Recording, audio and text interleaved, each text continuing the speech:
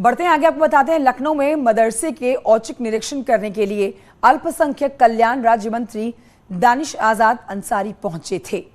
गोमती नगर में मदरसे का औचक निरीक्षण करने यहां पहुंचे। ये दारुल उलूम वारसिया मदरसा है जहां इस समय आप देख रहे हैं, जिसके निरीक्षण के लिए दानिश अंसारी पहुंचे हैं। मदरसे के औचक निरीक्षण की तस्वीरें आपको दिखा रहे हैं।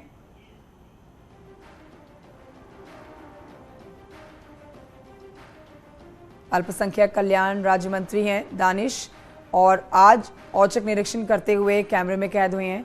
लखनऊ में इस समय मदरसे में मौजूद जो कि औचक निरीक्षण कर रहे हैं अल्पसंख्यक कल्याण राज्य मंत्री दानिश आजाद अंसारी पूरी तरह से मोदी योगी सरकार के इस फैसले का समर्थन करते हुए मदरसों की बेहतरी के लिए ये सर्वे कराए गए हैं। ऐसे में औचक निरीक्षण गोमती नगर में इस मदरसे में पहुंच के अंसारी साहब की तरफ से किया गया है। व्यवस्थाओं का जायजा लिया गया है। जो सुविधाएं बच्चों को दी जा रही हैं, आखिर वो सुविधाएं कैसी हैं, क्या सही सुविधाएं, क्या मूल सुविधाएं बच्चों को दी जाती है या नहीं, जो यहाँ तालीम हासिल करने के लिए आते हैं।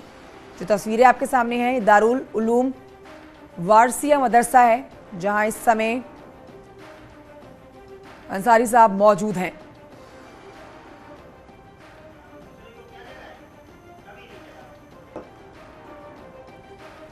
तो देखिए, आपको बताएं कि यहाँ पर जितने भी मुस्लिम समुदाय के दिग्गज आप कह सकते हैं जो कि मदरसों के सर्वे का विरोध करते हैं, उन सबको मुंहतोड़ जवाब देते हैं दानिश साहब। अक्सर आपने उनको योगी सरकार की तारीफ करते हुए और इस बड़े कदम की तारीफ करते हुए सुना है अल्पसंख्यक कल्याण राज्य मंत्री दानिश आजाद अंसारी को। और आज अभी की तस्वीरें आपको दिखा रहे हैं, जब से थोड़ी देर पहले लखनऊ के मदरसे में पहुंचे औचक निरीक्षण करने के लिए और देख रहे हैं आपकी तमाम जानकारियां ले रहे हैं, बारीकी से मदरसे का हालचाल जान रहे हैं अंसारी साहब। गोमती नगर में ये मदरसा है जहां पर औचक निरीक्षण इनकी तरफ से किया गया है। दारुल उलूम वारसिया मदरसा है जिसका निरीक्षण कर रहे हैं दानिश अंसारी साहब। तो सर्वे का काम पूरा हो चुका है और अब फाइनल रिपोर्ट जो 15 नवंबर को सौंपी जानी है, सबकी निगाहें उस पर टिकी हुई हैं कि जिस मकसद से उत्तर प्रदेश में मदरसों का सर्वे किया गया है, कितने मदरसे जो हैं वो लीगल हैं और कितने मदरसे इलीगल हैं।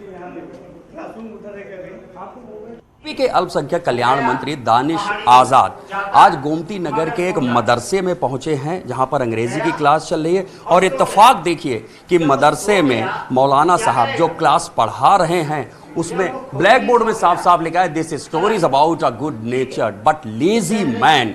एक ऐसे शख्स की वो कहानी सुना रहे हैं अंग्रेजी के इस क्लास में जो बहुत अच्छा है लेकिन सुस्त है, वो काहिल है। तो सुस्ती और काहिल होने के चलते वो क्या नहीं कर पाया। बात करने के लिए हमारे साथ अल्पसंख्यक कल्याण मंत्री भी हैं दानिश साहब। जैसा भी मौलाना साहब पढ़ा रहे हैं कि एक अच्छे स्वभाव का व्यक्ति तो है लेकिन वो आलसी है, सुस्त है, काहिल है।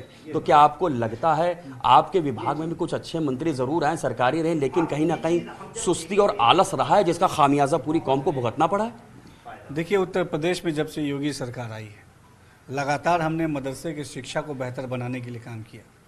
हाँ, हालांकि जो आपने सवाल पूछा ये पिछली सरकारों पे लाजमी थे।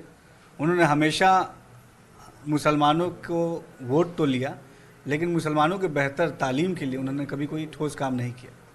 2017 के बाद से योगी सरकार ने मदरसों की तस्वीर बदली है। आज आप देखिए मदरसों में दीन इस्लाम के साथ साथ हम साइंस, मैथ्स, कंप्यूटर, इंग्लिश भी पढ़ा रहे हैं। अभी हमारे मौलाना साहब इंग्लिश में देखिए बच्चों को पढ़ा रहे हैं। अगर मैं मौलाना साहब से गुजारिश करूंगा कि अगर यही तेज़ अगर आप पढ़ाएं ताकि हम लोग भी सुन पाएँ कि इंग्लिश में आप क्या पढ़ा रहे हैं। तो मैं आपको इस स्टोरी के बारे में बता रहा था कि एक ऐसा इंसान था जो काहिल है, नौजवान है, बहुत अच्छा इंसान है, मगर इंग्लिश की क्लास है। और देखिए इंग्लिश में हमारे बच्चे इंग्लिश में भी अच्छा पढ़ें। अवेयर ऑफ एवरीथिंग, हर एक चीज से अवेयर होना भी जरूरी है। ये बढ़ते हैं आगे, यूपी के बांदा से खबर आ रही है।